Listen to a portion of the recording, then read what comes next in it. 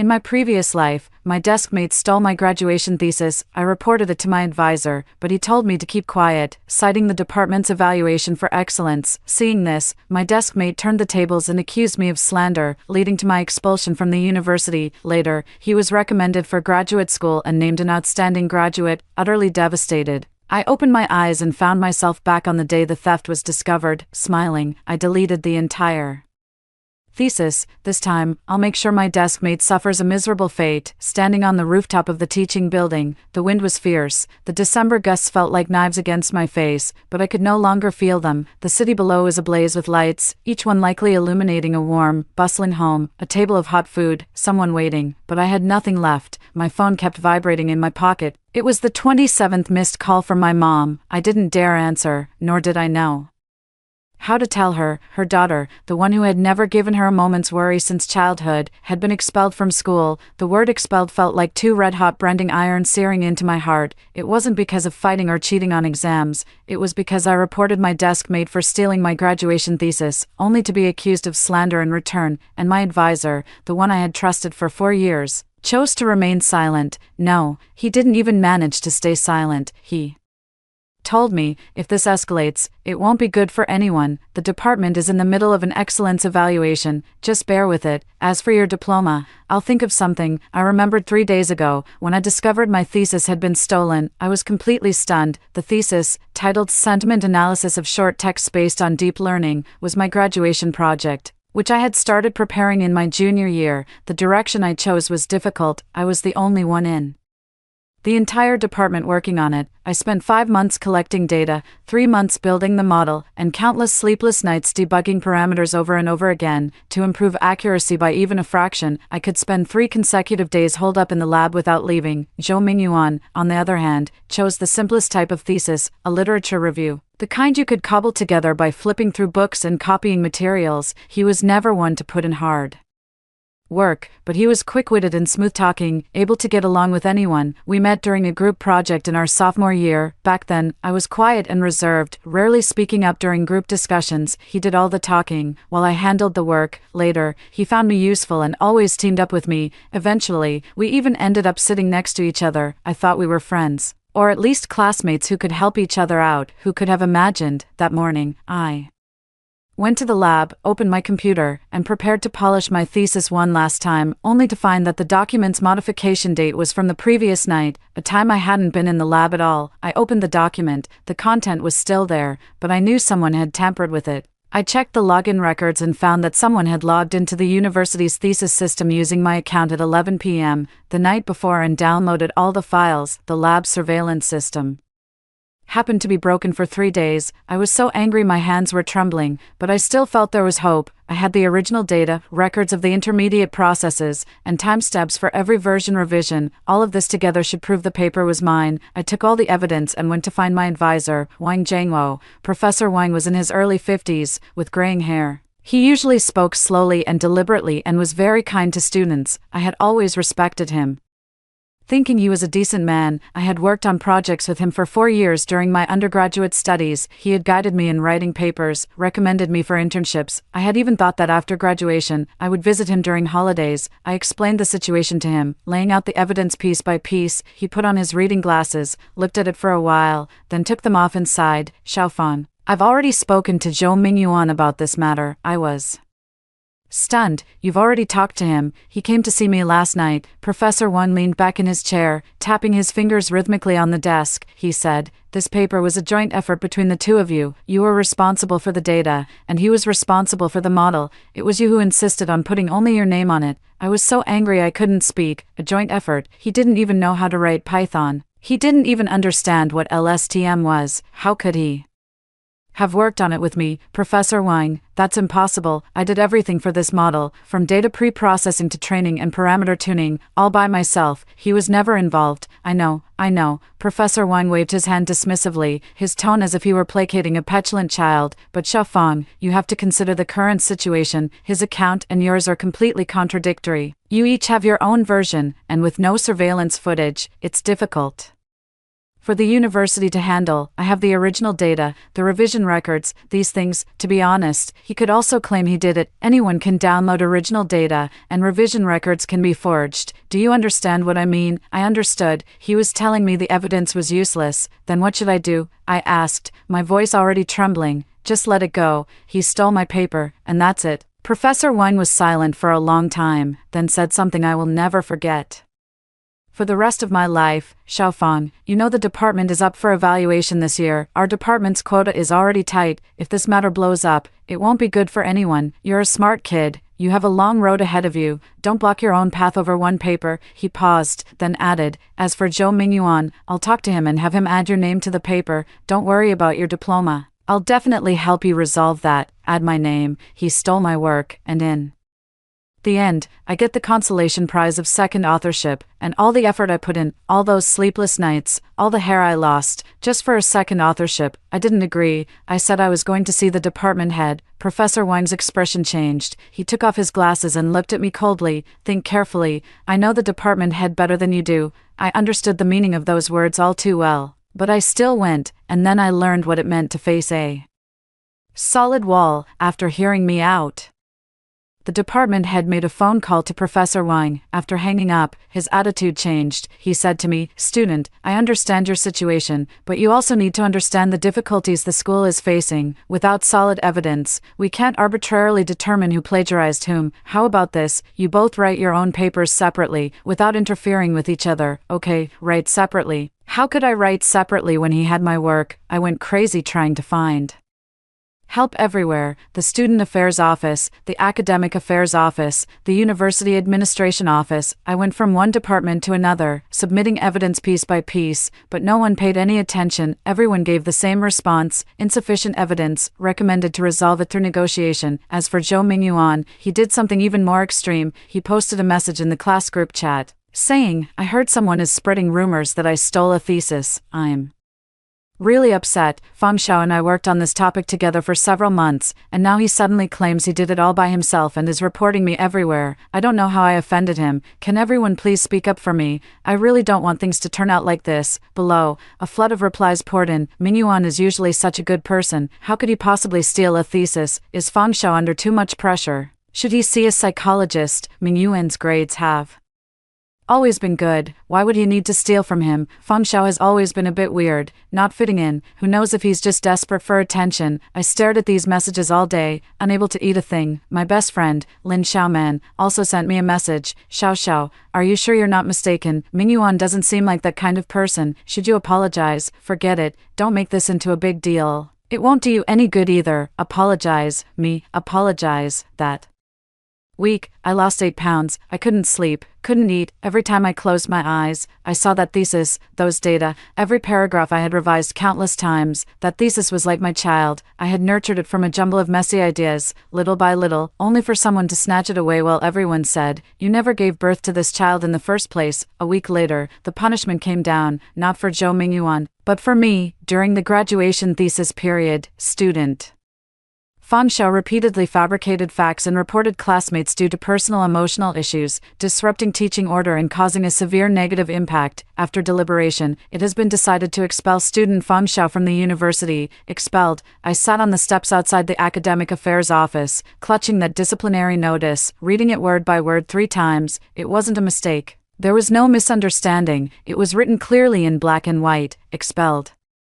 Professor Wan later called me, his tone carrying a hint of "I told you so." "Xiaofang, I told you not to make a fuss. You didn't listen, and now there's nothing I can do to help you." Help me? When had he ever tried to help me? I hung up the phone and threw it on the ground. The screen shattered completely, just like my 4 years of university life, shattered completely. My mom arrived the next day. She took a 6-hour train ride, crying the whole way. When she saw me, she didn't say a word, just hugged me and cried. My dad didn't come. He was so angry he ended up in the hospital. My mom said, "It's okay, Xiao Xiao. It's okay. Mom's here. Let's go home and start over." Start over? How could I start over? I was 22 years old, expelled from university, with fabricated facts, disrupted teaching order written in my file, no diploma, no degree certificate, nothing left. What company would hire me? What path was still open to me? I told my mom I wanted to be alone for a few days.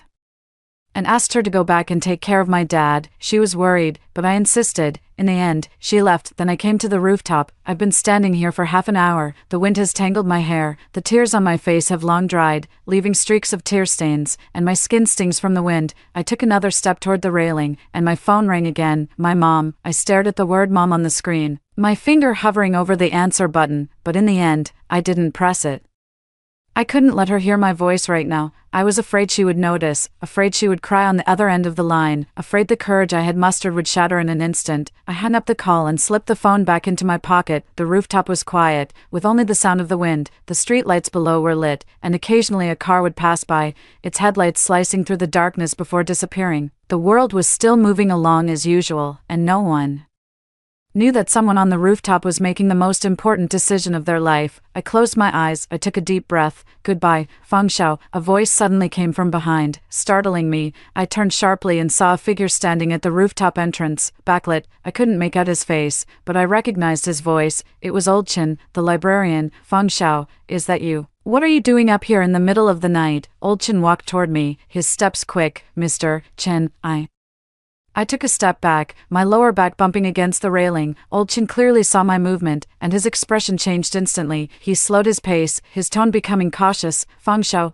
don't move, don't move. It's cold outside. Come inside and talk. Don't come any closer, I said, my voice hoarse and unrecognizable. Okay. I won't come closer. Old Chen stood still, raising both hands as if trying to calm a frightened animal. Feng Xiao, I need to tell you something. I heard about your thesis. I've worked in the library for 20 years and seen countless students write papers. That topic of yours, you're the only one in the entire school borrowing those materials. I have the borrowing records here. If you need them, I can testify for you. I was stunned. Really? Old Chen's voice was serious. Those books, those journals, they were all borrowed by you. Zhou Mingyuan never borrowed a single book related to your research direction. I'm just a librarian. My words don't carry much weight, but I'm telling the truth. I stood on the rooftop, the wind still blowing, but it didn't feel as cold anymore. Old Chen continued, Feng Xiao, you're still young, you have a long road ahead, don't do anything rash. If you just leave like this, won't those who harmed you get exactly what they want? Are you willing to let that happen? Are you?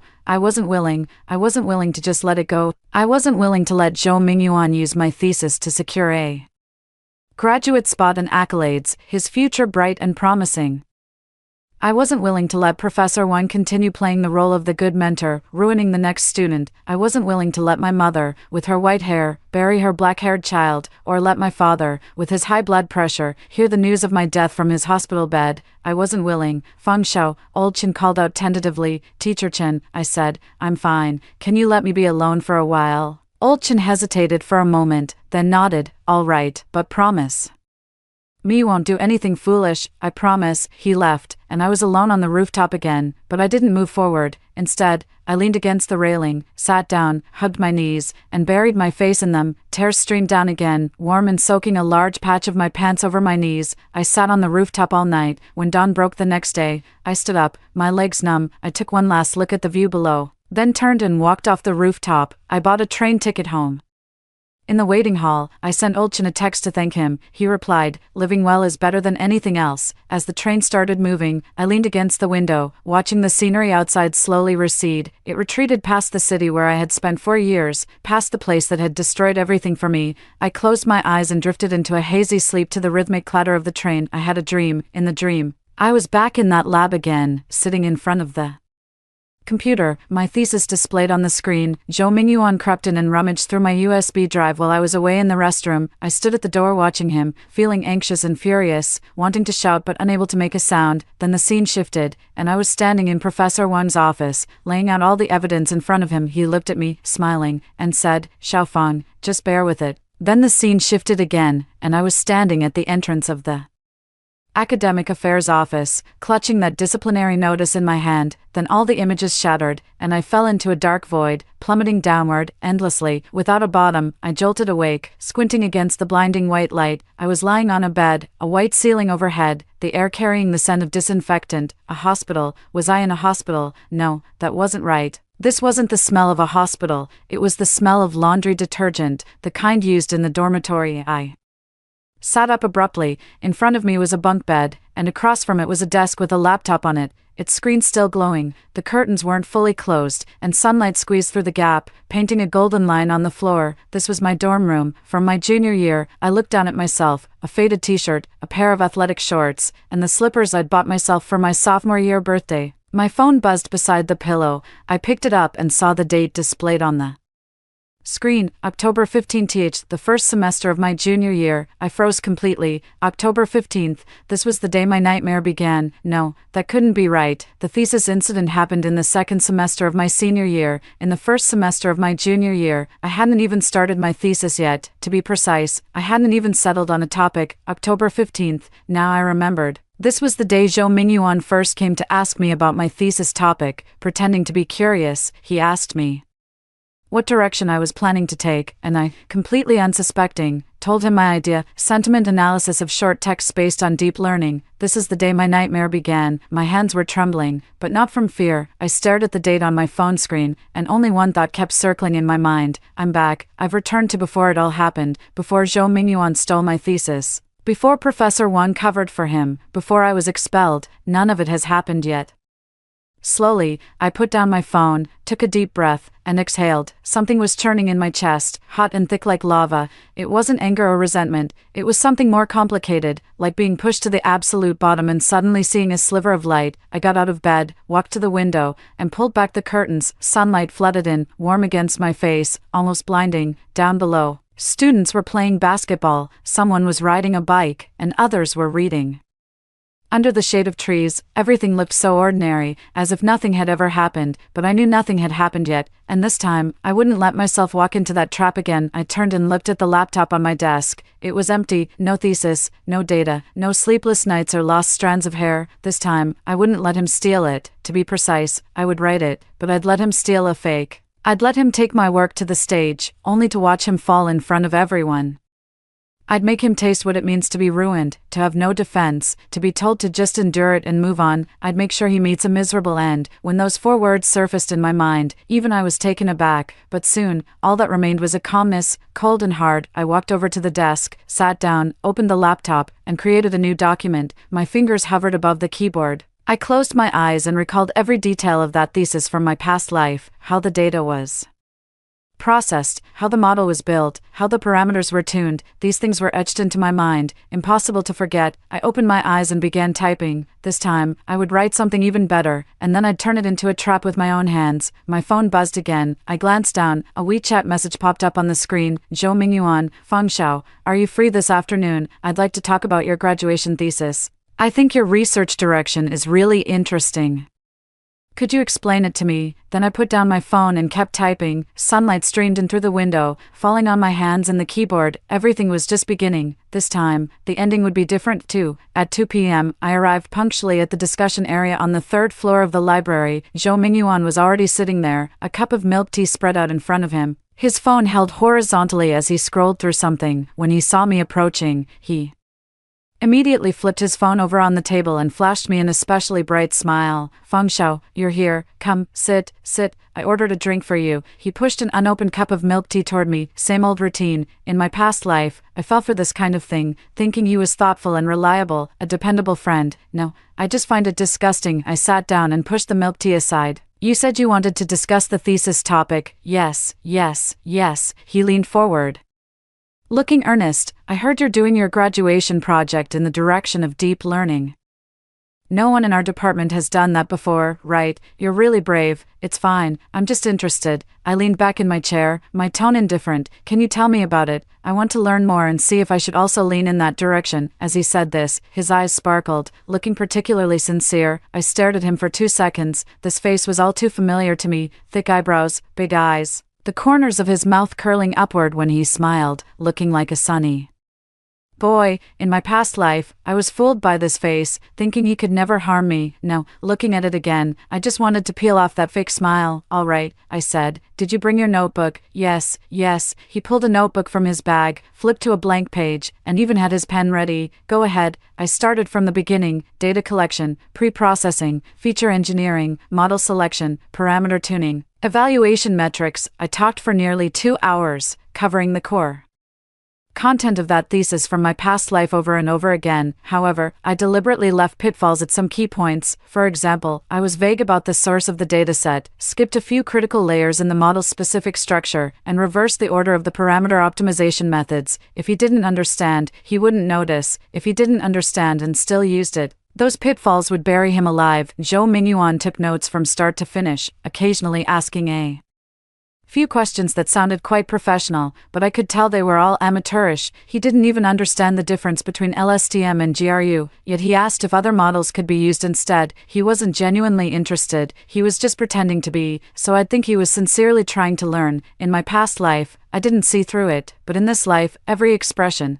every gesture of his was as clear to me as a slow-motion replay. Fang Xiao, you're amazing, he sighed sincerely after I finished. I've never been exposed to any of this before. Hearing you explain it makes it sound really interesting. Could you lend me your materials? I'd like to study them when I get back. That was the same request from my past life. Back then, I softened and copied all the materials from my USB drive for him. Then, he took those materials, added a few superficial touches, and turned them into his own paper. Sure, I said with a smile, but I haven't organized them yet.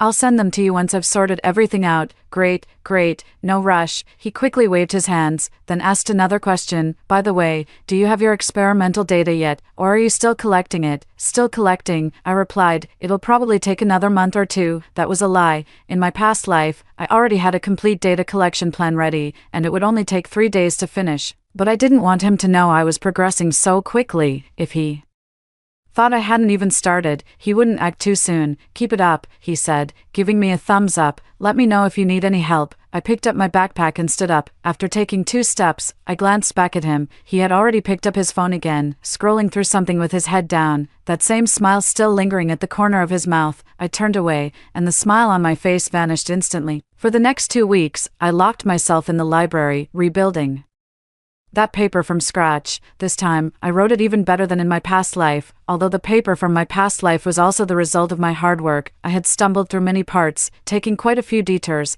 This time was different. I had already encountered every pitfall and walked every detour, so I knew exactly where the best path lay for data collection. I used a more efficient method and completed 200,000 labeled data points in just 3 days. During pre-processing, I optimized the cleaning rules, reducing noisy data from 15% to 8%. For the model, I chose the architecture I had only discovered at the very end of my past life, a 3-layer LSTM with an attention mechanism, which improved accuracy by nearly 4 percentage points compared to the version from my past life. Every night, I sat in the corner of the library, the blue glow of the screen illuminating my face, my fingers clattering away on the keyboard. There was an indescribable sense of satisfaction in my heart. All of this was mine, earned with my mind, my time, and my sweat. No one was going to take it away from me. On the 10th day of writing, I made a decision. I would write 2 papers. One was real, the one I was currently working on. The other was fake, polished on the outside but filled with garbage at its core. The dataset was a jumble of texts I scraped haphazardly with a crawler. The model was a shoddy 2-layer LSTM. The parameters were never tuned, and the accuracy was pitifully low.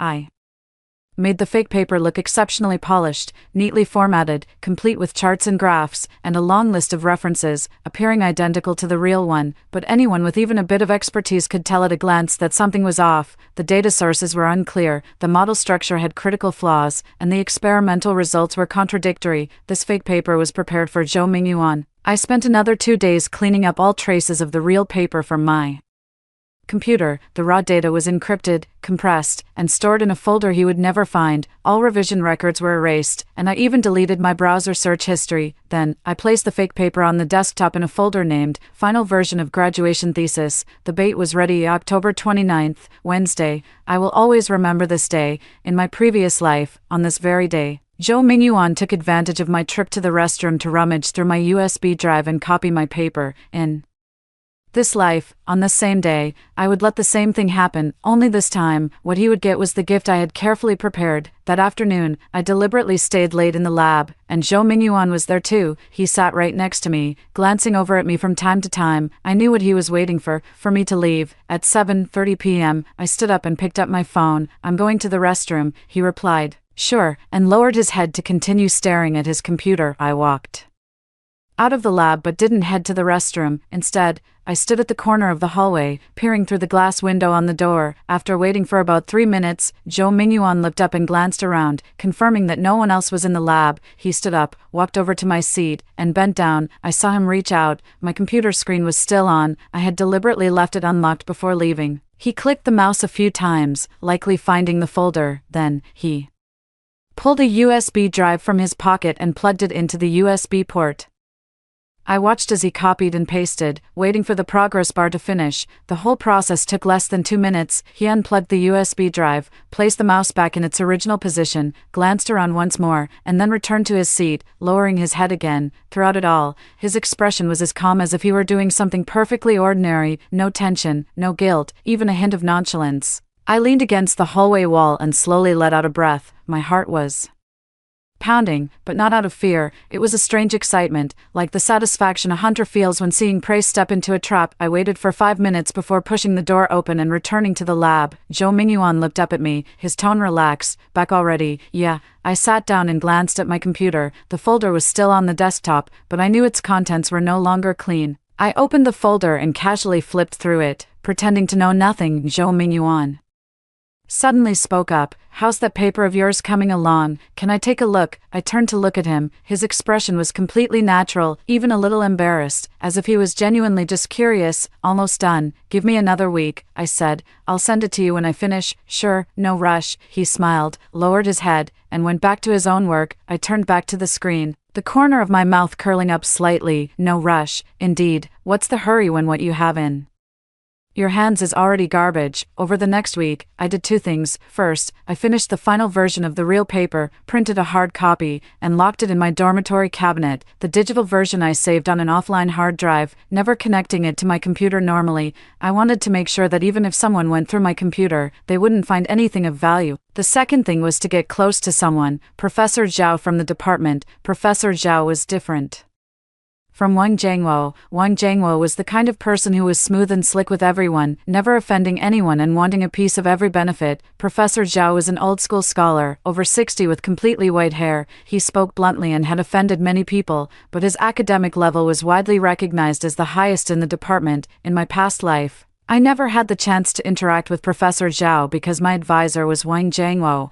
and all advisor-related activities were led by Wang Jiangwo. I didn't know anyone from Professor Zhao's circle, but this life was different. I knew that Professor Zhao took on a few undergraduates for projects every year, and his only criterion for selection was who genuinely wanted to do academic work. I spent 3 days writing a short paper, not the graduation thesis, but a completely new topic, about domain adaptation in sentiment analysis. This was a direction Professor Zhao had recently been focusing on. In my past life, I had read 2 of his articles on CNKI and had a rough understanding of his thinking and preferences. After finishing the paper, I printed it out, put it in a folder, and chose a time when Professor Zhao was in his office to knock on his door directly. Come in. When I pushed the door open, Professor Zhao was wearing reading glasses and looking through an English journal. He glanced up at me but didn't say anything, his expression saying, "Go ahead." "Hello, Professor Zhao. I'm Fong Xiao, a senior. I've written a short paper and was hoping you could take a look." Professor Zhao took off his reading glasses and looked at me. His gaze was sharp, as if assessing whether something was worth his time. "What's the topic?" "Short text sentiment analysis, domain adaptation." I handed over the folder. He took it,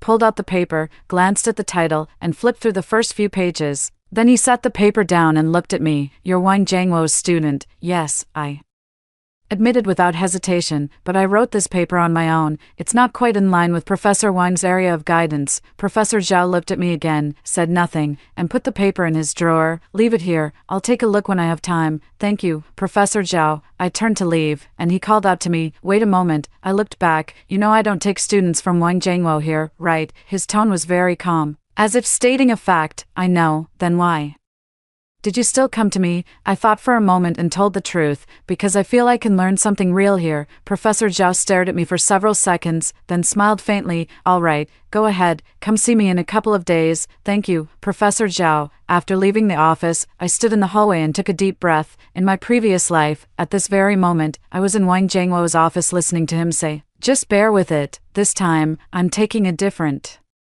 Path. A week later, Professor Zhao had a graduate student relay a message to me. The paper is well written, but there are a few areas that need revision. Come to my office next week to discuss. I received the message while eating in the cafeteria. I put down my chopsticks and stared at the words on my phone screen, unsure of what I was feeling. Was I happy? A little, but more than that, it was a sense of steadiness, like walking on a very narrow path with cliffs on both sides, but every step felt firm. I picked up my chopsticks and continued eating. Another week passed, and Zhou Mingyuan started making moves. He came to see me less and less frequently. Before, he would ask about my paper's progress every few days, but now he didn't ask anymore. He even started avoiding me. During class, he changed his seat from beside me to the very back row. When we ran into each other in the cafeteria, he would nod at me and quickly walk away. I knew what he was doing. He was busy revising my paper, turning it into his own. He had to change the data, rephrase the wording, adjust the structure, making it look like it wasn't directly taken from me,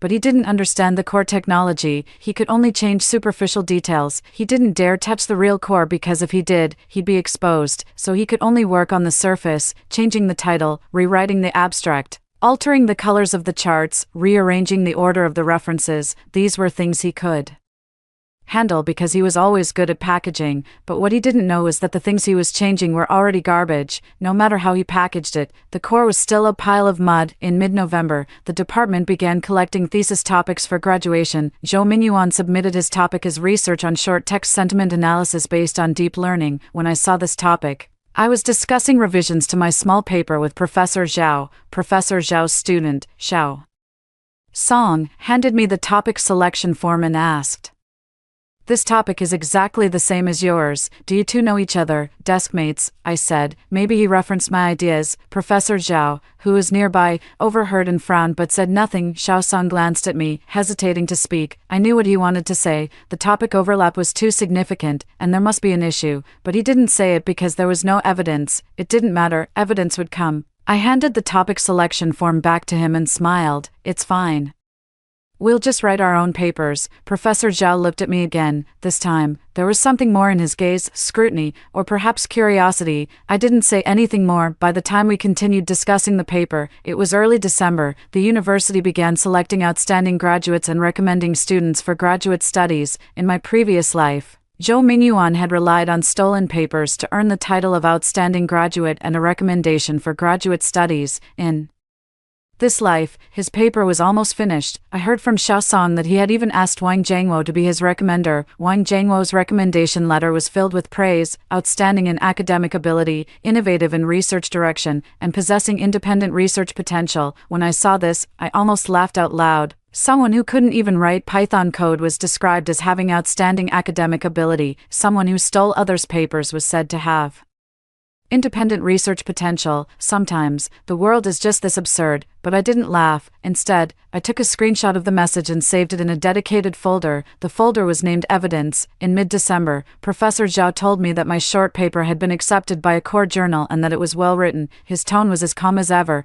but I could tell he was genuinely pleased. "You can continue working in this direction. If you want to pursue graduate studies after graduation, you can come to me." Those words carried more weight than any honor like outstanding graduate or a guaranteed graduate admission spot. I nodded and said thank you. When I walked out of the office, my eyes felt a little warm. It wasn't because I was moved, but because of a very complicated emotion. In my past life, no one had ever told me, "You can come to me." In my past life, everyone had told me, "Just endure it, let it go, don't make a fuss." This life was different. I stood in the hallway, looking out at the campus through the window. The winter sunlight shone on the bare branches. It was cold, but bright. I took out my phone and glanced at the calendar. January 15th, graduation defense. 1 month left. 1 month from now, the real show would begin. I slipped my phone back into my pocket, turned, and headed downstairs. The hallway was quiet, with only the sound of my footsteps, steady, step by step. This time, I wouldn't lose again. 3. As the days passed, I watched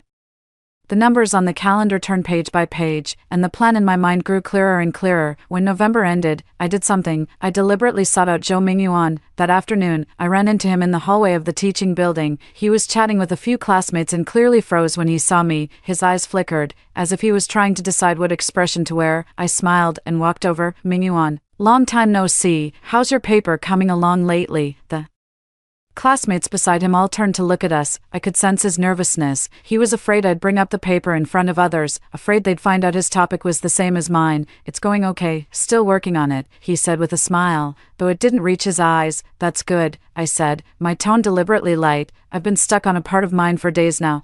It's driving me crazy. I said this on purpose. I wanted him to know my paper was still in progress, not yet finished, so he wouldn't get suspicious or think I'd already discovered something. Sure enough, after hearing this, his whole demeanor visibly relaxed. He even took a step closer and asked, "Where are you stuck? Do you want me to take a look, help you out?" Someone who had stolen my paper offering to help me out. I almost laughed out loud. No, I'll figure it out. I waved my hand. By the way, have you finalized your paper topic? Is it still the one you mentioned before? It's finalized.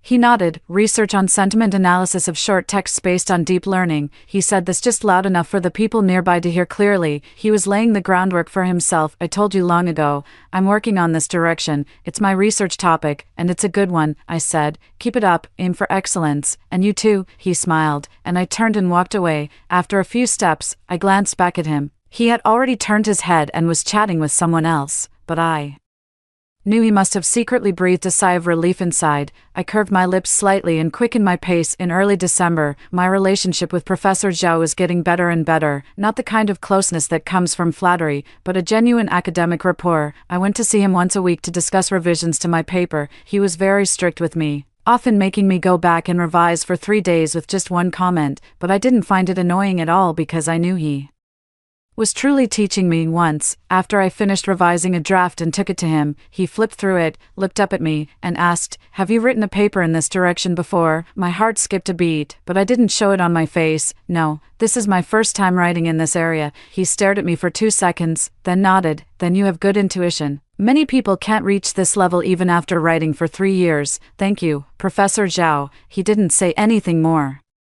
and lowered his head to continue reading the paper, but I noticed he spent a few extra seconds on the references page. After returning that day, I carefully reviewed my list of references again to make sure there was nothing that could reveal traces of my past life. All the literature I used was publicly available, legitimate, and without any issues. Still, I replaced a few of them with earlier versions to make the timeline look more natural. Caution is the parent of safety. In this lifetime, I can't afford to make any mistakes, no matter how small. On December 10th, the department held a midterm review meeting for graduation theses. All senior students had to attend, with each person given 5 minutes to report on their thesis progress. Zhou Mingyuan was scheduled before me. When he took the stage, he was wearing a dark blue shirt, his hair neatly combed, looking particularly sharp. His PowerPoint presentation was also beautifully done, with a gradient-colored chart on the cover, all in 3-dimensional graphics, and one animation effect after another.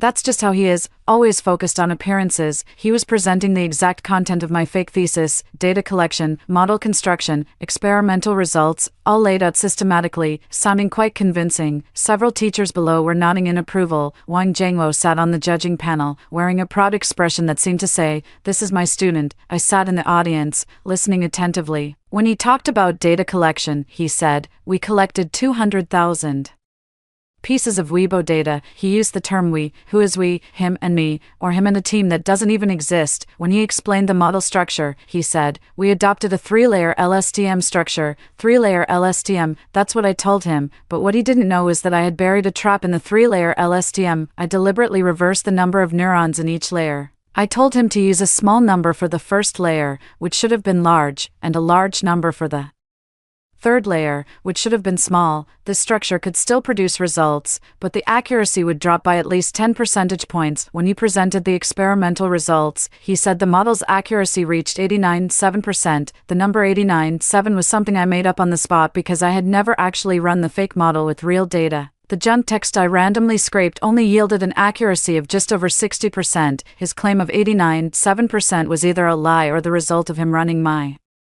data from my previous life himself. Either way, it had nothing to do with me. After he finished speaking, scattered applause echoed from the audience. Wang Jiangwo was the first to ask a question. "Student Zhou Mingyuan, your research direction is quite innovative, and the model selection is very reasonable. I'd like to ask, where did you collect your data from?" Zhou Mingyuan replied that it was scraped from Weibo, using a public API interface. Wang Jiangwo nodded and didn't ask further. He Didn't press for details because he didn't understand. This wasn't his area of expertise. All he knew was that the topic sounded new and promising, something that could help the department look good. When it was my turn, I walked onto the stage and opened my PowerPoint. My presentation was extremely plain, white background with black text, nothing flashy. The topic was research on short text sentiment analysis based on deep learning, exactly the same as Zhou Mingyuan's. The teachers in the audience exchanged glances, and Wang Jiangwo's expression changed. He frowned and glanced at Zhou Mingyuan. Zhou Mingyuan sat in the audience, his expression particularly complex. There was tension, unease,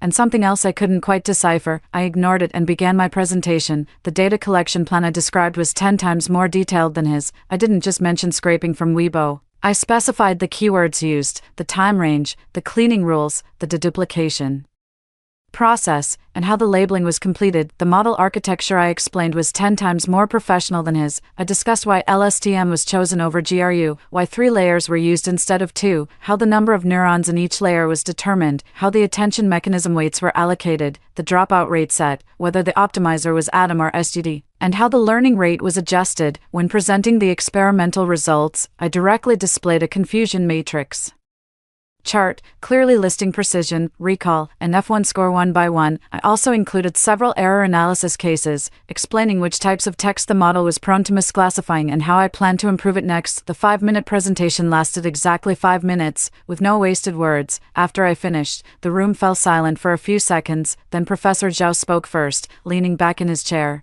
He said in a calm tone, "Feng Xiao, your work is very solid. I'd like to ask, can you share your experimental data? I think the dataset you collected is of high quality and could be made into a public dataset." "Yes, Professor Zhao," I replied. "I've already organized it and can provide it any time." Professor Zhao nodded and didn't ask anything else. Several other teachers also asked a few technical questions, which I answered one by one. Wang Jiangwo didn't speak at all from start to finish, his face ashen. As I walked off the stage, I passed by Zhou Mingyuan. He was looking down at his phone, but I could see his fingers trembling. I felt nothing, no satisfaction, no sympathy, nothing at all. It was like stepping on a cockroach. You don't feel satisfaction beforehand, you just think, it's time to step on it. After the midterm review meeting, things started to accelerate. Zhou Mingyuan came to me. That night, he sent me a WeChat message. "Feng Xiao, the content of your presentation today seems very similar to mine." I laughed when I read the message. He had finally lost his composure. He was scared. He was afraid others would discover his thesis was stolen, so he preemptively tried to shift the blame onto me. "No, that's not what I meant. I just thought it was quite a coincidence, and it's no trouble at all to just change the topic." I exited the chat interface, took a screenshot of this conversation, then opened my computer and actually changed the thesis topic. It wasn't because I was afraid of him, it was because I didn't need to compete with him for this topic. What I have to do has nothing to do with whether he fights for the topic or not. I changed the new topic to research on optimization of sentiment analysis based on attention mechanisms. This was a direction I wanted to pursue in my previous life but never got the chance to, so it's perfect to use it now. After changing the topic, I sent an email to Professor Zhao, informing him that I had switched topics and attaching the new thesis framework. Professor Zhao replied within 10 minutes. "Approved, this direction has more depth." I also took a screenshot of this email. On December 20th, the preliminary list for graduate school recommendations was released. Zhou Mingyuan's name was on it. I saw it through Xiaosong, who sent me the list with a hesitant tone. "Feng Xiao, your deskmate, is this thesis really okay?" "What do you mean?" I asked. "I can't quite put my finger on it, but something feels off." Xiaosong scratched his head. His PPT was exceptionally polished, but the content couldn't withstand scrutiny. When I asked him a few technical details, he stammered and couldn't answer, and he seemed to lack a basic understanding of deep learning. He couldn't even write out the backpropagation formula. So how did he pass the midterm review? Wang Jiangwo recommended him, didn't he? Xiaosong curled his lip. Professor Wang said at the meeting that his paper was highly innovative and had broad application prospects, so it was pushed through. I didn't say anything. Xiaosong glanced at me, hesitating to speak. "What do you want to say?" I asked Feng Xiao. "Shouldn't you do something?" He lowered his voice. "If he really stole it, I have no evidence," I said. "Without evidence, saying anything is useless." Xiaosong sighed. "True." I patted his shoulder. "Don't worry, what's meant to come will come." Then I turned and left. After walking a few steps, I glanced back at Xiaosong. He was still standing there, frowning, looking puzzled. He's a good person. In my past life, we didn't have much interaction because he was Professor Zhao's student, and I was Wang Jianghuo's student. Our circles rarely overlapped. In this life, I took the initiative to get closer to Professor Zhao, which is how I became familiar with him. Some people are like that. They don't deliberately get close to you when you're doing well, but when you need them, they stand by your side. Such people are rare, and when you meet one, you should cherish them. January 5th. 10 days before the graduation defense, I received a message from Professor Zhao. The sample issue of your short paper has arrived. Come to my office to pick it up. When I went to get it, Professor Zhao stopped me. Feng Xiao, sit down. I sat. He looked at me silently for a moment, then said, "Is there something you haven't told me?" My heart tightened, but I didn't show it on my face. "What do you mean, your paper?" he said. "The matter between you and Zhou Mingyuan." I looked at him without speaking. I'm not blind. Professor Zhao's tone wasn't harsh, but every word carried weight. Your topics are exactly the same, your work is 10 times more solid than his, but your name isn't on the list for graduate school admission. In a situation like this, if you tell me there's no problem, I won't believe it. I lowered my head, staring at my fingers. Feng Xiao, Professor Zhao's voice softened a little. If there's something going on, you can tell me. I'm not one to beat around the bush, but if I can help, I will. I remained silent for a long time, then looked up and met his eyes. Professor Zhao, if I tell you something, can you keep it confidential for me? Go ahead. Zhou Mingyuan's paper is mine. Professor Zhao's expression didn't change, but I could see his pupils contract slightly. He stole my data and framework, I said, my voice very calm. Last October, while I was away, he copied them from my computer. I have evidence. Professor Zhao leaned back in his chair and remained silent for a long while. What evidence? He asked me. There are timestamps on the original data, the lab access card records from the day he copied the files, and our chat logs discussing the thesis topic. Most importantly, I paused. The version he stole was one I intentionally wrote with errors. There are several key mistakes in it. If he truly understood the subject, he wouldn't use that structure. Professor Zhao's eyes lit up slightly. You mean? Yes, I said. I have a completely correct paper in my possession. The one he has looks polished on the surface, but the core logic is flawed. If anyone digs deeper, he will inevitably be exposed. Professor Zhao stared at me for a long time, then he smiled, a faint smile, but different from his usual one. It was a smile that said, "I underestimated you." "When did you start planning this?" he asked. "From the first time he asked me about my thesis topic," I said. I felt something was off back then. I wasn't telling the whole truth. I couldn't tell him I was reborn, that I had already lived through this once, but I gave him a version he could accept. Professor Zhao nodded and didn't press further. He stood up, walked to the window, and stood with his back to me for a moment. "On the day of the defense," he said, without turning around, "I'll be on the judging panel." My eyes grew hot, but I held back. "Thank you, Professor Zhao." "Don't thank me." He turned around and looked at me. "Your own things. You take them back yourself. I'm just here to watch, to make sure no one snatches them away." I stood up and bowed to him. It wasn't a polite, courteous bow, but one that came from the heart, filled with gratitude and respect. Professor Zhao waved his hand. All right, none of that. Go back and prepare for your defense. Don't embarrass me." "Yes." I walked out of the office and stood in the hallway, taking several deep breaths. The corridor was quiet, with only the occasional chirping of birds from outside. Sunlight streamed in through the window, shining on the sample journal in my hand. The cover of that journal was blue, with my name printed on it. Feng Xiao. The two characters weren't large, but they were clear. I looked down at it for a long time. In my past life, my name had never appeared in any journal. In my past life, my name only appeared on that expulsion notice. This life is different. I tucked the sample journal into my backpack, turned, and walked toward the dormitory, my steps steady, neither hurried nor slow. On January 15th, the day of the defense, I woke up early. After washing my face, I stared at myself in the mirror for a long time. The reflection showed a calm face, eyes without panic or expectation, only a deep, heavy certainty.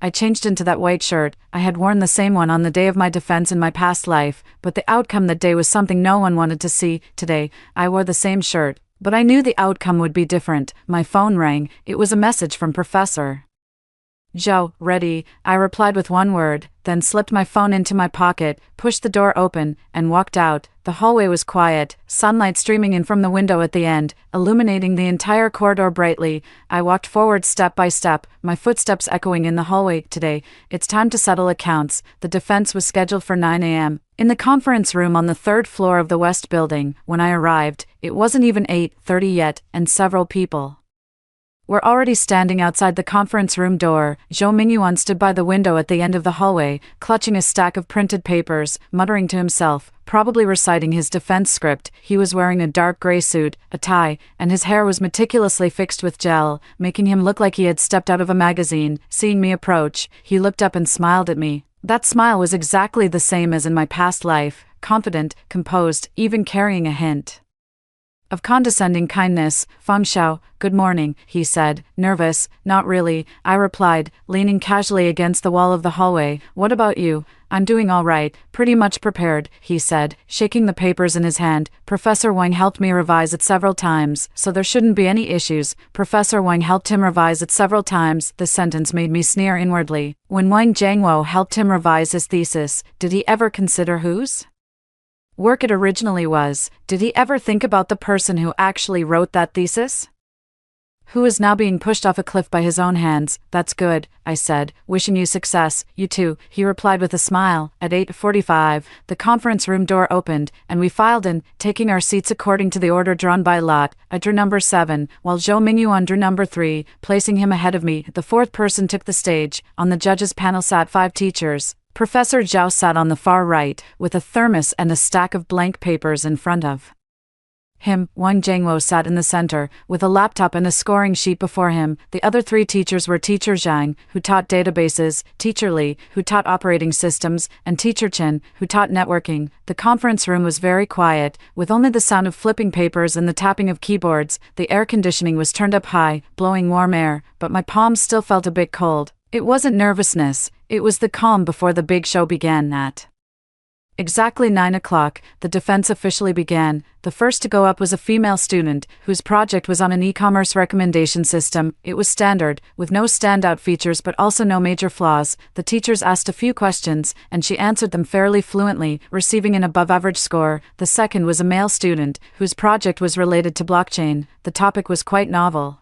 but the content was too shallow. Teacher Zhang pressed him with 3 questions in a row, none of which he could answer, and he came down with a flushed face. Next was Zhou Mingyuan. As he stood up, he straightened his tie, picked up his stack of thesis papers and USB drive, and strode confidently to the podium. Each step was steady and forceful, as if he were walking a red carpet. He plugged the USB drive into the computer, opened the PowerPoint, then turned to face everyone with a perfectly measured smile. "Good morning, teachers. I am Zhou Mingyuan, a senior, majoring in computer science and technology. The title of my graduation thesis is Research on Short Text Sentiment Analysis Based on Deep Learning, and my advisor is Professor Wang Jiangwo." His voice was loud and clear, his pronunciation precise, and his rhythm excellent. It had to be said that he was indeed a very skilled speaker. The same content might have sounded dry if delivered by someone else, but when he spoke, it gave the impression that the topic was important and valuable. As he flipped to the next slide, he pointed to the chart on the screen and said, "First, let's take a look at the research background. With the rapid development of social media, massive amounts of short text data are generated every day, such as Weibo posts, social media updates, short videos, and comments. These data contain a wealth of user sentiment information. If effectively mined, they hold significant value for public opinion analysis, product recommendations, and user profiling." This passage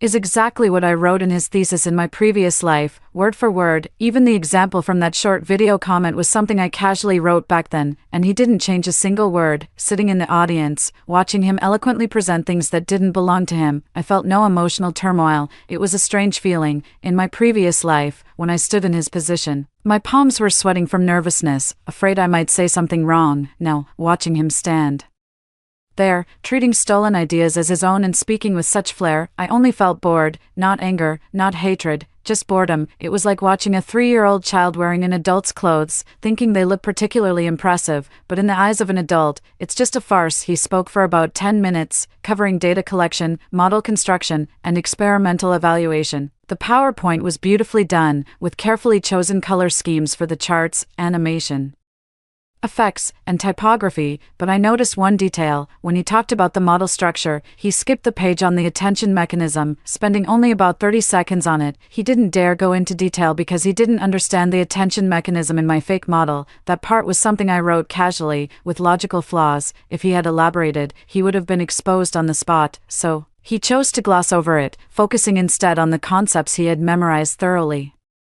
And that sounded impressive. After finishing, he stood on the podium, catching his breath slightly, and said, "My presentation is complete. I welcome any questions from the professors." Wang Jiangwo was the first to speak. He flipped through the scoring sheet in his hand, looked up, and asked with a smile, "Student Zhou Mingyuan, your work is very solid, and the data volume is substantial. I'd like to ask, what part of this project are you most proud of?" This was an easy question. Wang Jiangwo was setting him up, giving him a chance to showcase himself. Zhou Mingyuan clearly understood this. He smiled and said, "I think the most impressive part is the innovation of the model. The 3-layer LSTM with an attention mechanism structure we proposed improved accuracy by nearly 6 percentage points compared to the traditional RNN model, which is a relatively significant improvement." Then, Professor Zhang pushed up his glasses and asked a technical question. "Student Zhou Mingyuan, you mentioned earlier that you used 200,000 Weibo data points. I'd like to ask, what is the ratio of positive to negative samples in these 200,000 data points? Did you perform any class balancing?" Zhou Mingyuan paused for a moment. This question wasn't actually difficult. I had been asked the same thing during my defense in my previous life, but Zhou Mingyuan clearly wasn't prepared.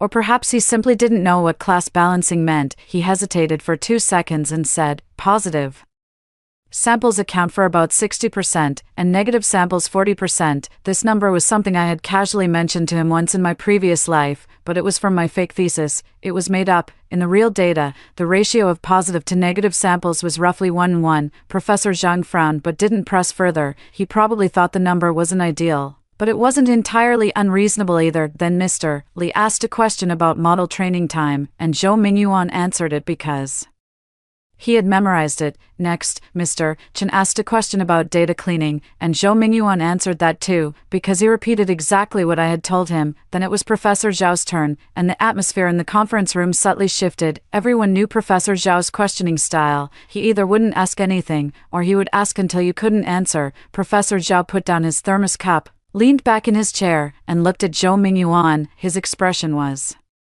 neutral, showing no particular inclination.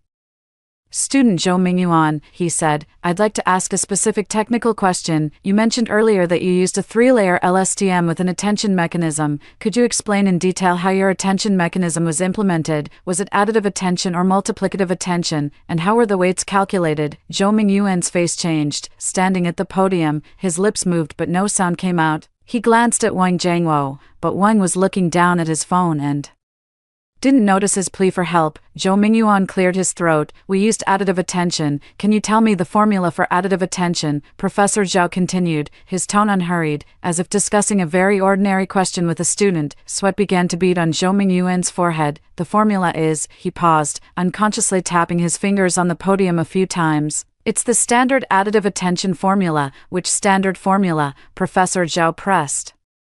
"Bodenau's or Luong's, they're different." The conference room was so quiet you could hear the air conditioner running. Everyone was looking at Zhou Mingyuan, whose face turned from red to pale and back to red again. "It's Bose," he finally said, his voice much softer than before. "Can you write it out?" Professor Zhao pointed to the whiteboard beside him. "You don't have to write the whole thing, just the core calculation steps." Zhou Mingyuan stood motionless at the podium, clutching the laser pointer so tightly his nails turned white.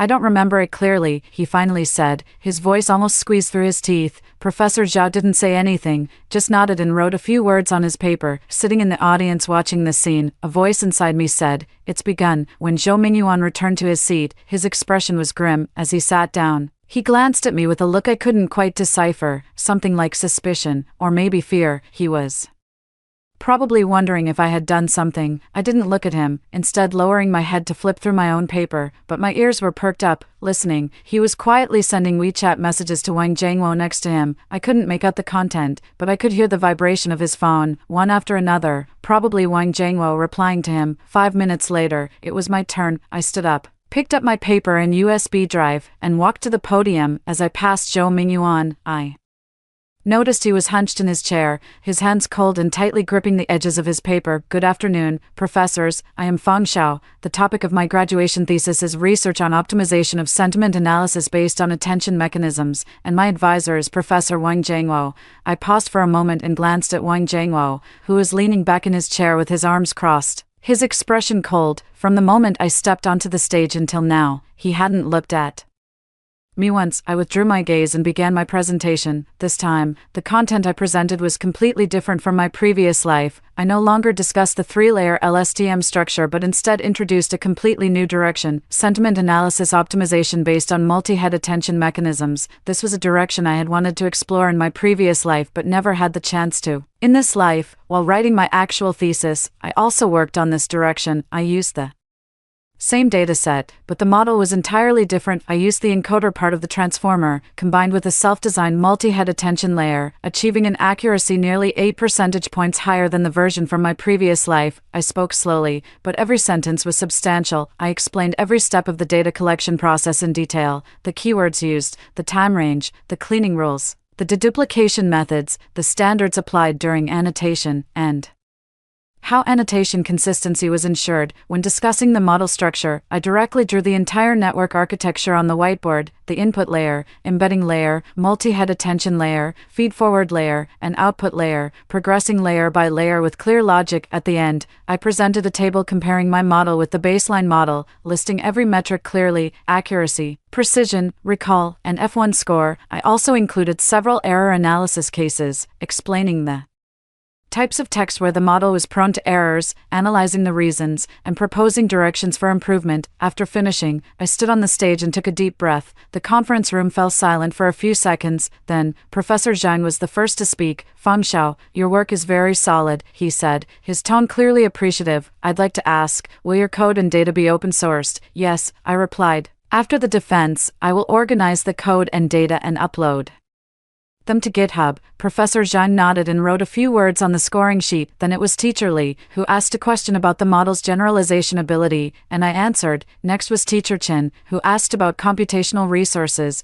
and I answered that too. Then it was Wang Jiangwo. He looked at me, his expression cold. He flipped through the paper in his hand, remained silent for a moment, and then asked, "Student Fang Xiao, your topic is different from what you reported before. During the midterm review, you reported a direction on sentiment analysis, but now you've changed it to optimizing attention mechanisms. Why did you change it?" This question was tricky. He was implying that I had changed my topic at the last minute and was unprepared, because during my research, I found that attention mechanisms have a significant impact on the effectiveness of sentiment analysis, making it worth exploring in depth as a separate study, I said. Moreover, my original topic overlapped with another student's. To avoid duplication, I proactively made adjustments. When I mentioned another student, I glanced out of the corner of my eye at Zhou Mingyuan. He was sitting with his head down, shrinking into his chair, motionless. Wang Jiangwo's expression changed slightly. He opened his mouth as if to say something, but Professor Zhao interrupted him. "Student Fang Xiao," Professor Zhao spoke up,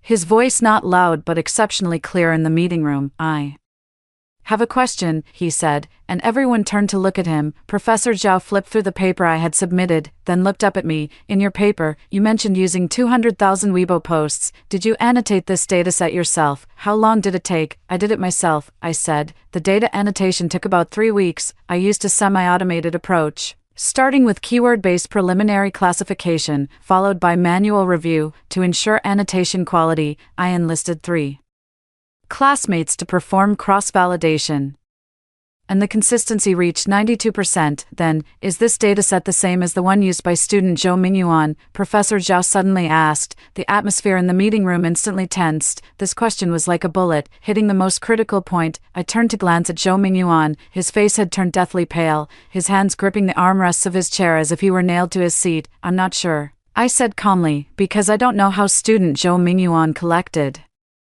his dataset, but if his dataset also consists of Weibo data, there might be some overlap." "Not just might," Professor Zhao said, his tone still unhurried. "I just compared your 2 papers. Your data collection plan is almost identical to his. Keywords, time range, cleaning rules, even the deduplication threshold is set the same. Don't you find that strange?" The meeting room was so quiet you could hear everyone breathing. Wang Jiangwo spoke up. "Professor Zhao, this might just be a coincidence."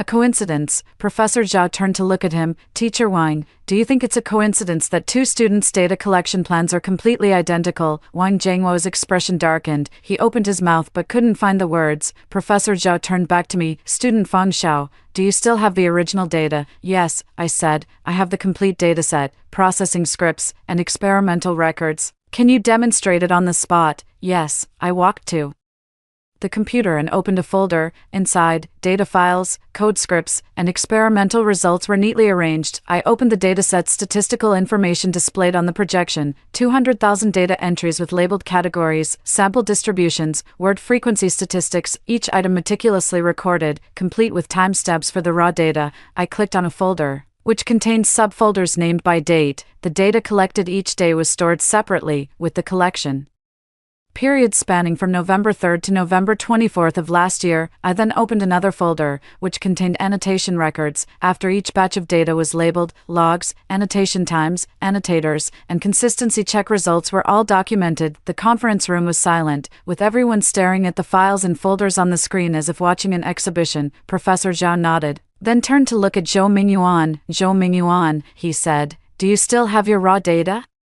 Can you show it as well? Zhou Mingyuan sat motionless in his chair, his lips trembling, his face pale, as if all his strength had been drained in an instant. I changed computers, and the data is gone, he said, his voice as faint as a mosquito's hum. It's gone, Professor Zhao repeated. Your graduation project data is gone. You reinstalled the system on your computer and forgot to back it up. Professor Zhao fell silent for 2 seconds, then flipped through Zhou Mingyuan's thesis and pointed to a page. Then let me ask you another question. In your thesis, you wrote that the model structure consists of 3 LSTM layers, 256 neurons in the first layer, 128 in the second, and 64 in the third. Can you explain why you used 256 in the first layer? How was that number determined? Zhou Mingyuan opened his mouth but made no sound. Was it adjusted based on experience, or was there some theoretical basis? Zhou Mingyuan remained silent. Beads of sweat rolled down his forehead, dripping onto his shirt. Then explain this, Professor Zhao said, turning to another page. Your model uses the Atom Optimizer with a learning rate set to 0.001. Can you explain why you chose Atom over SGD,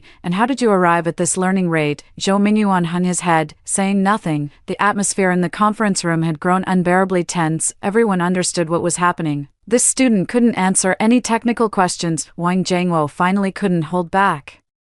Professor Zhao, shouldn't we let the defense continue first? Professor Wang. Professor Zhao interrupted him, his tone suddenly turning very firm. The student's thesis data collection plan is exactly the same as Feng Zhao's, and the model structure is also identical to what he reported during his midterm check, but when asked about specific details, he can't answer anything. Don't you think there's a problem here? Wang Jiangwo's face turned ashen. He took a deep breath and said, Professor Zhao, you're making accusations without evidence. Professor Zhao stood up, picked up Zhou Mingyuan's thesis and my thesis, placing them side by side on the table. Take a look. The steps for data collection are word for word the same. The paragraphs describing the model structure are identical, and even the order of references has over a dozen overlaps. Do you call this a coincidence? The conference room fell completely silent. Wang Jiangwo stood with his mouth agape, unable to speak. The other 3 teachers exchanged glances, unsure of what to say. Zhou Mingyuan sat in his chair, looking as if he had been completely drained, his eyes unfocused. Professor Zhao turned to me. Student Feng Xiao, do you have anything else to add? I stood up and took a deep breath. Professor Zhao, esteemed teachers, I said, my voice very calm. Zhou Mingyuan's thesis is almost completely identical to my original thesis. My thesis has been in progress since last October. I have all the original data, revision records, and timestamps. I can provide all the evidence. I opened another folder containing all the versions of that thesis from my previous life, from the first rough draft to the dozen or so revised versions in between, to the final complete version. The timestamps on each file were clearly visible. These are all the versions I wrote between last November and this January, I said. You can see that the modification times for each version are consecutively increasing. The timestamps on these files are at least 2 months earlier than when Zhou Mingyuan started writing his thesis. I displayed the file list on the screen for everyone to see, one file after another, from V10 to V15-0, spanning nearly 3 months. The file size, modification time, and content summary of each were all clearly visible. Zhou Mingyuan suddenly stood up, his chair slid backward, hitting the wall behind him with a dull thud. I didn't steal it, he said, his voice sharp and urgent. This is my thesis. He's framing me. Everyone looked at him. His face was flushed, veins bulging on his forehead, and he looked like a cornered animal. He pointed at me and said, Feng Xiao, why did you harm me? How have I offended you? Are you holding a grudge over the graduate recommendation spot? I didn't say anything, just looked at him calmly. What makes you think I stole from you? His voice grew louder. Do you have any evidence? Just based on a few timestamps, I could have faked those things too. Professor Zhao spoke up. His voice wasn't loud, but each word fell like a hammer. Zhou Mingyuan, since you claim you didn't steal, can you explain now why you can't answer any questions about your thesis content? Why is your data collection plan identical to Feng Zhao's? Why is there so much overlap in your references with his? I just can't remember clearly. It's normal to be nervous during a defense. But so nervous that you can't even remember the number of neurons in your own model. Professor Zhao's voice rose. It's clearly written in your thesis. The first layer has 256 neurons. This number was set by you. Why would you forget? Zhou Mingyuan stood there with his mouth agape, unable to speak. His lips trembled, his hands shook, and his entire body was trembling. I stood up, took a stack of papers from my backpack, and placed them on the table. This is my experimental notebook from last year, I said. Every page has a date and a signature, recording the parameter settings, result analysis, and revision ideas for every experiment I conducted since last October. It contains the complete design process of my model structure, including why I chose 256 neurons, why I used the atom optimizer, and why I set the learning rate to 0.001. All the questions have answers here. I flipped the notebook to the relevant pages and placed it on the table. Professor Zhao picked it up, looked through it, and then handed it to Professor Zhang beside him. Professor Zhang flipped through it and passed it to Professor Li. Professor Li glanced at it, looked up at Zhou Mingyuan, and asked, Zhou Mingyuan, do you have anything else to explain? Zhou Mingyuan stood there motionless, his face turned from red to white, from white to gray, and finally to a deathly ashen color I had never seen before.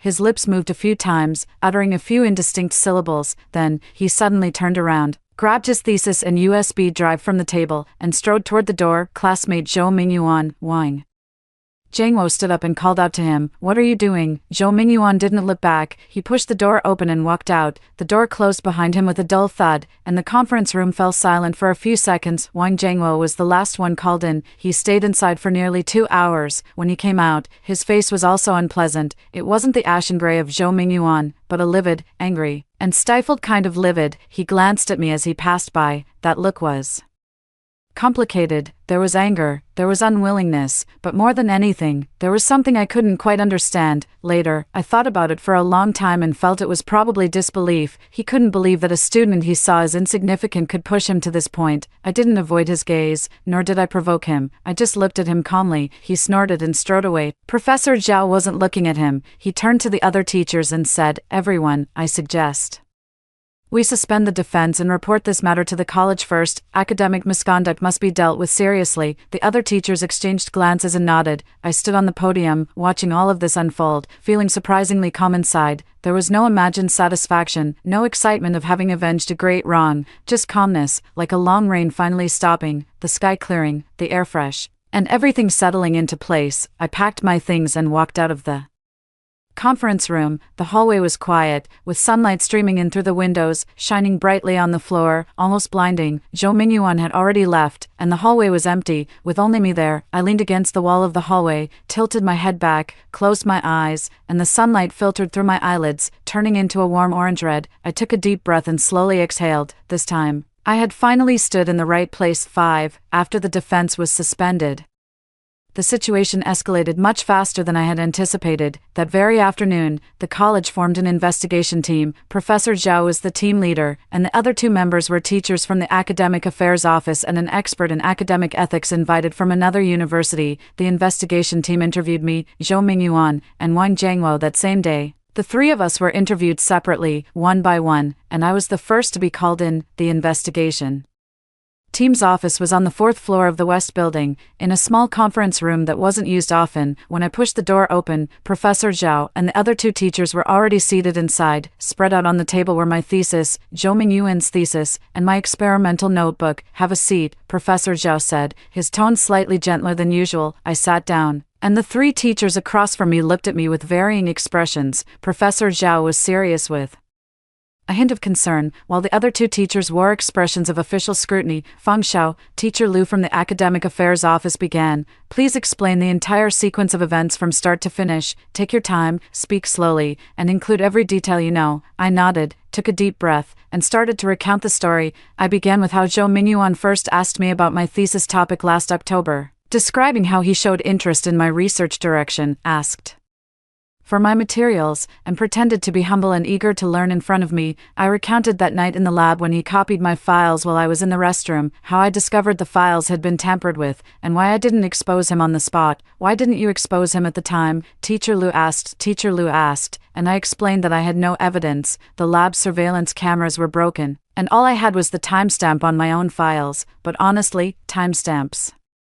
aren't very convincing. He could have turned it around and accused me of stealing his work and forging the timestamps, so I chose to stay quiet and wait for him to slip up. Teacher Lu nodded, jotting down a few lines in his notebook. "What did you do next?" "I rewrote my thesis," I said, choosing a different direction, with more depth and a greater workload. At the same time, I kept all the previous versions and original data of the old thesis as evidence. "Are you saying the thesis Zhou Mingyuan has now is your original one?" "Yes, but that thesis was intentionally flawed." I explained that I had deliberately included several key technical errors. If he truly understood the field, he wouldn't have made those mistakes, but he didn't notice it all and copied it exactly as it was. Upon hearing this, Professor Zhao's lips twitched slightly, as if holding back a deliberate smile. Teacher Lu looked up at me, his gaze now more probing. "Yes," I said, meeting his eyes without hesitation. I knew that if I simply reported him without solid evidence, the outcome would be no different from last time. I needed him to expose himself, during the defense, in front of all the professors, when he couldn't answer the most basic technical questions. That would be the best evidence. The meeting room fell silent for a few seconds before the visiting expert from another university spoke for the first time. "Feng Xiao, your approach is clever, but also quite risky. Did you consider what would happen if he managed to understand those technical details?" "Before the defense, he won't understand," I said with certainty. "Those things can't be learned in a day or two. He doesn't even know basic Python programming, let alone the mathematical principles behind attention mechanisms." He stole my thesis not because he was interested in the field, but because he needed a presentable paper for graduate school admission. He has no patience to actually learn any of it. The expert glanced at me and didn't ask anything further. The conversation lasted about 40 minutes. I handed over all the evidence I could provide, timestamps of the original data, revision records of all versions, chat logs with Zhou Mingyuan, and lab access card records. Professor Zhao carefully examined each item before placing them into a file folder. "All right, you can go back now. We'll contact you again if needed." As I stood up and walked to the door, Professor Zhao called out to me, "Feng Xiao." I turned around. He looked at me, paused for a second, and then said, "No matter the outcome of this matter, the quality of your thesis speaks for itself. Good work is good work, and no one can erase that." My eyes grew warm, but I held back the tears. I walked out of the office and gently closed the door behind me. The hallway was quiet, with sunlight streaming through the windows and casting warm yellow patches on the floor. I stood in that light, took a deep breath, and slowly made my way downstairs. Zhou Mingyuan was the second one called in. I didn't know what they discussed inside, but I could guess the gist of it. When faced with pressure, people like him only have two reactions: either stubbornly deny everything or shift all the blame onto others. I suspect he did both. I waited in the hallway for a while. About an hour later, the office door opened. Zhou Mingyuan walked out, his face pale and his eyes red, as if he had been crying. When he saw me, he paused for a moment, his lips moving as if he wanted to say something. I looked at him but said nothing. He opened his mouth but ultimately didn't utter a word. Lowering his head and walking past me, his figure looked disheveled. He was still wearing the same suit and tie, but it was as if all his support had been stripped away. His shoulders slumped, his steps unsteady, a stark contrast to the confident and spirited person he had been that morning. I watched him disappear at the end of the hallway, then turned my gaze away and headed downstairs. Wang Jiangwo was the last one called in. He stayed inside for nearly 2 hours, and when he came out, his expression was also grim, not the pale, defeated look of Zhou Mingyuan, but a livid, angry, and stifled kind of grimness. As he passed by me, he glanced at me. His gaze was complex, filled with anger and resentment, but more than that, there was something I couldn't quite decipher. Later, I thought about it for a long time and realized it was probably disbelief. He couldn't believe that a student he saw as insignificant had pushed him. To this point, I didn't avoid his gaze, and his eyes held no provocation. I simply looked at him calmly. He snorted and strode away. The investigation lasted a full week. During that week, I attended classes as usual, ate as usual, slept as usual, and on the surface, I seemed no different from normal, but I knew everyone was talking about it. The department group chat exploded. Some were discussing Zhou Mingyuan stealing the thesis, others talked about Wang Jiangwo covering it up, and there were Also those who said I was too scheming, deliberately setting a trap. All sorts of opinions were mixed together, truth and falsehood intertwined. Xiaosong sent me several messages, sharing screenshots of the group discussions. One of them, from a male classmate I wasn't very familiar with, read, "Fang Xiao is really terrifying. She clearly discovered the thesis was stolen long ago but kept quiet, held it in for so long, and then finished him off in one go." I looked at that message and didn't reply. A week later, the investigation results came out. The investigation team's conclusion was clear. Zhou Mingyuan had engaged in serious academic misconduct by plagiarizing classmate Fang Zhao's graduation thesis. The facts were clear, and the evidence was conclusive. Wang Jianguo, as the supervising instructor, had failed to fulfill his review responsibilities and, after the incident occurred, had engaged in covering up and enabling behavior, bearing undeniable responsibility. The disciplinary outcome was also announced quickly. Zhou Mingyuan had his graduation thesis grade revoked, his postgraduate recommendation qualification withdrawn, and was expelled from the university. His academic record would permanently reflect this instance of academic misconduct. Wang Jianguo was stripped of his qualification as a master's supervisor, suspended from teaching for 1 semester, and publicly criticized university-wide. All theses he had supervised in recent years were required to undergo re-examination. I stood in front of the bulletin board, reading the disciplinary notice stamped with a large red seal, word by word. Quite a few people had gathered around the bulletin board, some taking photos, others whispering. Next to me stood a girl I didn't know, who quietly said to her companion, "I heard the person who stole the thesis was even recommended for postgraduate studies. How disgusting. Does someone like that even deserve it?" "Exactly," her companion replied. "It's a good thing it was discovered. Who knows how much more he would have stolen if he'd gone on to graduate school." Hearing these words, I didn't feel particularly happy or unhappy. I just felt that it was finally over. I turned and walked away from the bulletin board, heading toward the library. Halfway there, my phone rang. It was my mom, Xiao Xiao. Her voice sounded a bit tense. "I heard the matter at your school has been resolved. Are you okay?" "I'm fine, Mom," I said. "It's all taken care of." That's good, she sighed in relief, then asked, "That classmate who stole your thesis, was he really expelled?" There was a moment of silence on the other end of the line before my mom continued, "Xiao Xiao, I want to tell you something. Don't think I'm nagging. It was wrong of him to steal from you, and getting expelled is what he deserved, but you shouldn't. Well, don't hold on to too much hatred. Hating someone is exhausting. You still have a long road ahead of you. Don't let these things weigh you down." I stood by the roadside watching the students coming and going, silent for a few seconds. "Mom, I don't hate them anymore," I said, my voice soft. Really, it was the truth, not politeness, not comfort. I truly didn't hate them anymore. In my past life, I hated Zhou Mingyuan, I hated Wang Jianguo, I hated everyone, hated them so much I wanted to jump off the rooftop. But in this life, when everything settled and I stood under the sunlight looking at that disciplinary notice, I realized there was no hatred in my heart. It wasn't forgiveness, it was letting go. Some people do wrong, and there are consequences to punish them. I don't need to spend the rest of my life hating them. I still have so much to do. My paper needs to be published. I need to pursue my graduate studies. My life must go on. "That's good," my mom said. "Your dad wants me to tell you to come home for dinner this weekend. He's stewing ribs for you."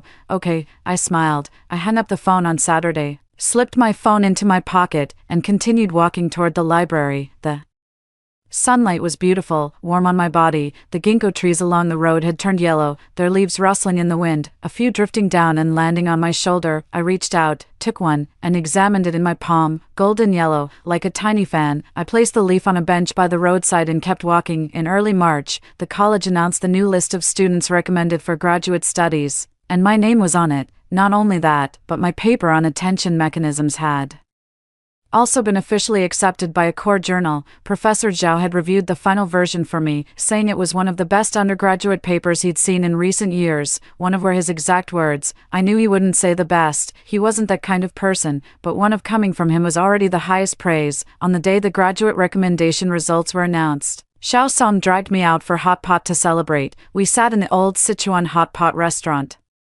behind the school, the broth bubbling away, slices of lamb churning in the soup, the spicy aroma making my eyes water. Xiao Song picked up her chopsticks, stuffed a piece of tripe into her mouth, and mumbled, "How can you be so patient? Your paper got stolen, and you kept quiet for months. If it were me, I'd have exploded long ago." "Would exploding help?" I said, dropping a plate of enoki mushrooms into the pot. "Without evidence, exploding would only make things worse." "True," Xiaosong nodded, but that trap you set was just too perfect, deliberately writing a flawed paper for him to steal, then having Professor Zhao expose it during the defense. You have no idea. When I was listening outside that day, my palms were sweating. I smiled but didn't say anything. Xiaosong picked up another bite of meat and suddenly lowered her voice. Hey, well, he left the day after the results came out. I heard he went back to his hometown, and his parents came to pick him up. Xiao Song curled her lips. His parents even went to Wang Jiangwo and made a scene, saying he didn't guide him properly and led him astray. Wang Jiangwo was so angry he almost threw a punch. I picked up a slice of lotus root and slowly chewed it in my bowl. There's one more thing. Xiaosong leaned in a little closer. Did you know, the theses of several students Wang Jiangwo previously supervised have all been pulled out for re-examination.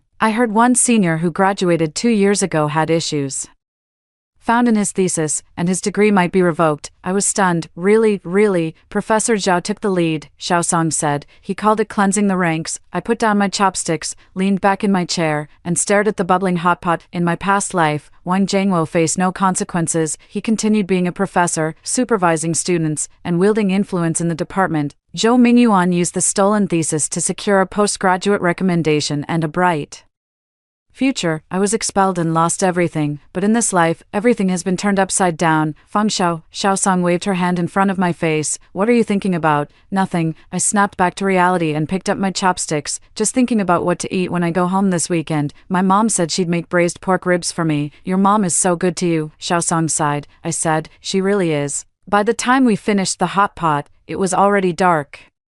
The streetlights on both sides of the road cast a warm, orange glow, illuminating the entire street. Xiaosong rode her bike and left first, while I walked slowly back to the dormitory alone. When I reached the school gate, I paused for a moment. The electronic screen at the entrance was scrolling with a line of red text. Congratulations to our student for winning the first prize in the National College Student Computer Design Competition. I stood at the entrance, watching everything unfold, when a very strange feeling suddenly welled up inside me. It wasn't happiness, nor excitement. It was a deep, heavy sense of steadiness, as if I had walked a very long road and finally arrived at a safe place. Looking back, the path I had taken was still there, but I no longer had to walk it again. I took a deep breath. The air carried the scent of osmanthus, sweet and faint. Then I stepped through the school gate. The graduation ceremony was held at the end of June. The weather that day was beautiful, clear skies and a sun that warmed the skin. A large stage had been set up on the sports field, with a red backdrop bearing the words graduation ceremony for the class of XXXX. Below the stage sat rows of graduates in black academic gowns, a dense, dark sea of them. I sat near the front, my graduation cap resting on my knees, swaying gently in the breeze. When it was my turn to go on stage to receive the outstanding graduate certificate, I stood up, straightened my gown, and walked onto the stage, where the dean and Professor Zhao were standing. As the dean handed me the certificate, he smiled and said, Feng Xiao, congratulations. I hope you continue to work hard and achieve even greater results in the future. Thank you, Dean, I replied. Then I turned to Professor Zhao. He stood beside the dean, wearing a faded shirt, his hair a little whiter than it had been a few months earlier. But his eyes were still sharp. He looked at me without saying a word, simply extending his hand for a handshake. His hand was rough, with large knuckles and a firm grip. It wasn't the hand of someone who had lived a life of ease. It was a hand that had flipped through decades of papers and written on blackboards for years. Professor Zhao, I said. Thank you. For what? He replied, his voice as gruff as ever. You earned it yourself. I smiled and turned to walk off the stage. When I returned to my seat, my phone vibrated. It was a message from my mom. Xiao, Mom. Saw you on stage. You were amazing. I looked up toward the edge of the sports field and spotted my mom standing under a large tree in the distance, holding up her phone and taking photos of the stage. She was wearing a red floral dress that I had helped her pick out the month before. She had said she wanted to wear something festive for the graduation ceremony. My dad stood beside her in a white shirt, his hair neatly combed. He had just been discharged from the hospital not long ago and was recovering well, but he had lost a lot of weight, and the shirt hung loosely on him. In his hand, he carried a bag filled with fruit he had brought for me. I waved at them, and my mom saw me, waving her phone excitedly in response. My dad nodded at me, a faint smile on his lips. I looked down at the blurry photo on my phone screen. My mom had taken it from a crooked angle, capturing only half of my back and a large expanse of sky. I saved the photo. After the graduation ceremony, I took a walk around the campus with my parents. I Showed them the library I often visited, the lab where I pulled all-nighters to write my thesis, the back gate of the school where Xiaosong and I used to eat hot pot, and the tree-lined path where I jogged every morning. My dad walked slowly, and I supported him step by step. Suddenly, my dad spoke up, his voice a bit hoarse. "You've suffered." I knew what he was referring to. "It's okay, Dad," I said. "It's all in the past." He patted my hand and didn't say anything more. When we reached the school gate, I stopped and looked back. The teaching buildings, the library, the sports field, the tree-lined path, everything stood quietly, bathed in the golden light of the setting sun. On the sports field, someone was still playing basketball. White light shone through the library windows, and the ginkgo trees along the path were lush and green, rustling softly in the wind. I had spent 4 years here. 4 years in my past life and 4 years in this life. The same places, the same scenery. But the endings were completely different. In my past life, I was driven out, disgraced, with nothing to my name, not even a proper farewell. In this life, I walked out with my head held high, clutching my certificate as an outstanding graduate, with a sample issue of the journal in my pocket, and my parents and Professor Zhao standing behind me. I turned around and stepped out of the school gate. The setting sun stretched my shadow long behind me. My mom walked on my left, and my dad walked on my right. Across the street, there was a noodle shop. The owner was wiping a table outside and smiled when he saw us, calling out, "Graduated, come have a bowl of noodles." "Sure," I said. 3 bowls of beef noodles, please." We sat at a table outside the noodle shop. 3 bowls of noodles were brought out, steaming hot. My mom picked the beef from her bowl and put it in mine, and my dad added another piece. That's enough, I said. "My bowl is already overflowing, eat more."